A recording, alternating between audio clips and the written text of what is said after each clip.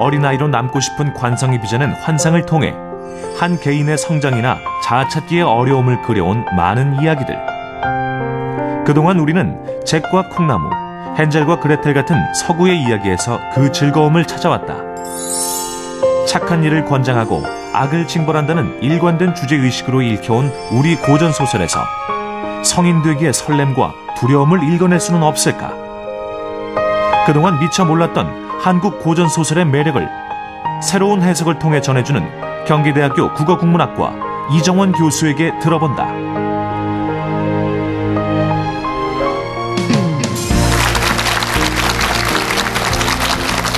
안녕하십니까. KBS TV특강 박현선입니다. 우리 고전소설의 매력을 알아볼 수 있는 특강, 오늘 그 마지막 시간인데요. 오늘은 또 어떤 이야기로 우리 고전소설의 매력을 느껴볼 수 있을까요? 경기대학교 이정원 교수님 힘찬 박수로 모시겠습니다. 안녕하세요.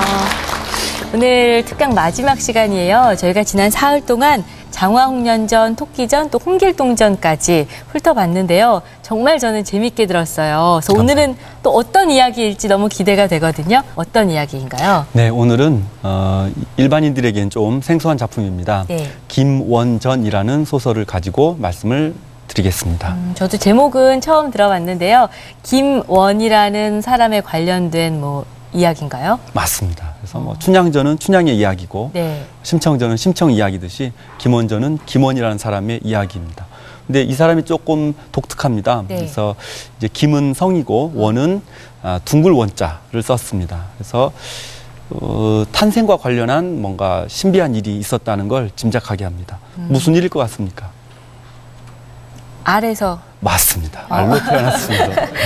그래서 알로 태어나서 괴물을 물리쳐서 공주를 구하고 공주와 결혼하는 아이들이 상당히 좋아할 만한 그런 줄거리입니다. 네, 왠지 좀 서양의 이야기와 비슷할 것도 같고요.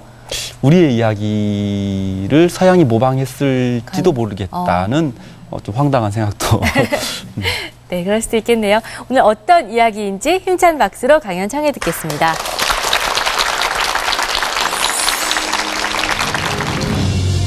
괴상한 모습으로 태어난 김원이 황제의 딸을 앗아간 괴물을 죽이고 공주를 구해냄으로써 부귀영화를 누린다는 대강의 이야기를 가진 소설 김원전.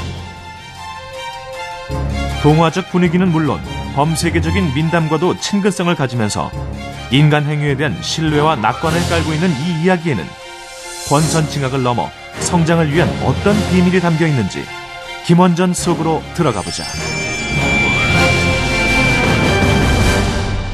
오늘도 보니까 그 방청객으로 실제로 자녀를 두셨는지 어쩐지 모르겠지만 자녀를 두셨을 것으로 짐작이 되시는 분들이 많이 계십니다. 그래서 전에는 홍길동전, 장화홍련전 이런 작품들은 좀 사회 비판적이고 그런 무거운 이야기들이 많았습니다. 뉴스만 틀면 상당히 무거운 이야기들이 많이 나오고 있죠. 안타까운 소식들이 많이 들리고 있습니다. 하지만 누군가가 죽어가고 힘들어하는 순간에도 우리들은 자녀를 키우며 또 보람과 행복을 맛보기도 합니다. 그래서 이 김원전이라는 작품은 아까 말씀드린 것처럼 한 아이가 알로 태어나서 이제 잘 성장하는 그런 이야기입니다. 그래서 이야기를 제가 이제 해설을 해드리면 아마 어머님들께서도 이 방송을 보시는 많은 어머님들께게도 그 재미와 보람을 느끼실 수 있을 것입니다. 김원전이라는 제목이 보여주는 것처럼 탄생이 조금 특이하죠. 알로 태어난다는 거. 이 작품이 상당히 근데 인기가 있었습니다. 그래서 지난 시간에 말씀드린 것처럼 무슨 필사본이나 반각본, 목판에다가 글자를 새겨서 찍어낸 상업적인 출판물이라고 그랬죠. 반각본. 그 다음에 구활자본이라고 그래서 조선 말기에 여러 가지 인쇄본으로도 유통이 많이 됐습니다. 인기가 상당히 많았는데요. 그 중에서 반각본으로 찍어낸 것은 그 글씨체가 아주 아름답습니다. 그래서 요새 하도 재테크가 유행이니까 그래서 혹시 무슨 헌책방에서 그런 반각본 책을 보시면 소장 가치도 있을 겁니다. 그래서 실은 가장 아름다운 그 반각본은 우리나라에도 있지만 비슷한 판본이 파리 동양여학교에 있습니다. 실은 우리나라 책들 중에서 상당히 가치 있는 게 해외에 많이 나가 있습니다. 그래서 그 뭐 대형 박물관에는 심청전도 있고 그렇습니다. 세계에 나가 있는데 이 김원전이 왜 그렇게 인기가 높았을까? 그것을 여러 가지 사유를 보자면 김원의 출생 장면부터가 아주 독특했기 때문입니다. 한번 김원의 출생 장면을 직접 읽어드리겠습니다. 자시에 부인이 혼절하며 해산을 하였다. 선녀 두 사람이 가로되 이 아기의 모양이 이러하오나 하늘이 정하신 일입니다. 조금도 다른 염려는 마시고 귀히 길러 천정을 하늘이 정해주신 어떤 생애를 어기지 마소서 하고 하직하고 갔다.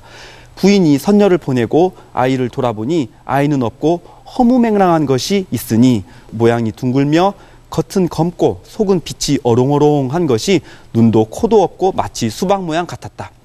승상이 부인이 해산하였음을 듣고 기쁜 빛이 얼굴에 가득하여 엎어질 듯 달려와 부인을 위로하며 아이를 바삐 살펴보니 아이는 없고 고이한 것이 부인 곁에 놓여 있었다.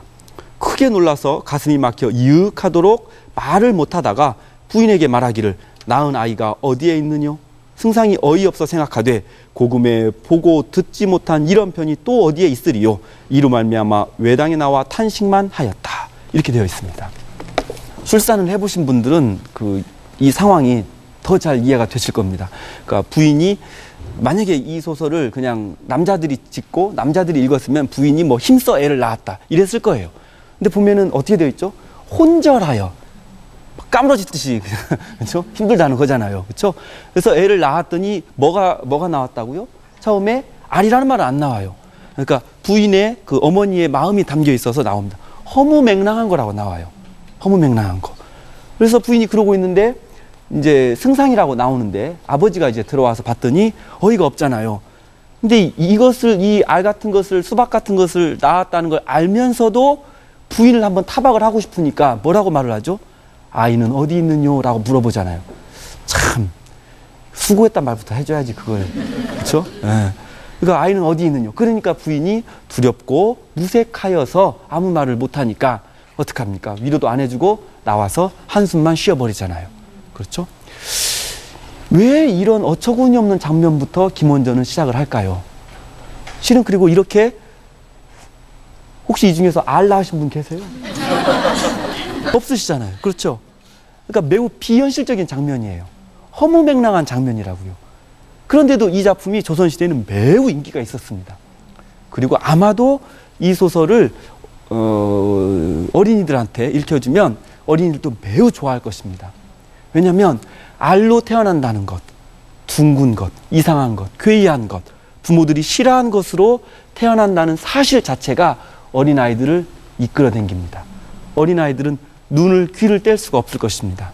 왜냐하면 이렇게 괴이한 것으로 태어난다는 것, 괴이한 것, 부모들한테 손가락질 된다는 것은 세상의 모든 어린이들이 겪고 있을 원초적인 두려움을 담아내기 때문입니다. 쉽게 말해서 그것은 못난이 컴플렉스라고 할 수가 있겠죠. 서양에도 이런 이야기들이 있습니다. 신데렐라는 울어야만 했고 헨젤과 그레텔은 집에서 쫓겨나야만 했죠. 공주는 어떻게 됐죠? 죽어라 밭을 갈아야만 했어요. 그렇죠? 왜? 내가 혹시 엄마에게 사랑을 못 받는 못난이가 아닐까? 라는 좀 어려운 말로 실존적인 고민이 담겨있기 때문입니다. 그래서 이 이야기들은 실은 비슷한 이야기가 전 세계에 다 있습니다. 그렇죠? 과연 그렇다면 여기서 못난이라는 것, 못난이에 대한 두려움의 의미가 무엇인지 우리가 따져볼 만합니다. 그렇죠? 첫 번째로는 뭐냐면 어린아이들은 아직 성숙한 존재가 아니죠. 쉽게 말해서 지 스스로 밥 벌어먹지 못합니다. 그렇죠? 항상 엄마 젖을 먹어야 돼요. 엄마 젖을 못 먹게 된다는 건 생존의 위협으로 다가서겠죠. 그렇죠? 따라서 내가 못난이가 아닐까? 이러한 두려움의 첫 번째 의미는 뭐냐면 혹시 내가 죽는 건 아닐까? 라는 생존 차원에서의 두려움이라고 할 수가 있어요. 근데 이것이 틀린 해석은 아닌데 이것만으로 못난이 컴플렉스를 이해하면 다른 많은 문제들을 이해할 수 없게 됩니다. 그게 뭐냐면 가령 아동폭력의 문제, 아동폭력의 문제, 아동을 때려요. 이 아이가 근데 커보면은 나중에는 그 아이가 다시 자녀를 때리는 그런 경우가 많습니다. 폭력이 악순환되는 것이죠.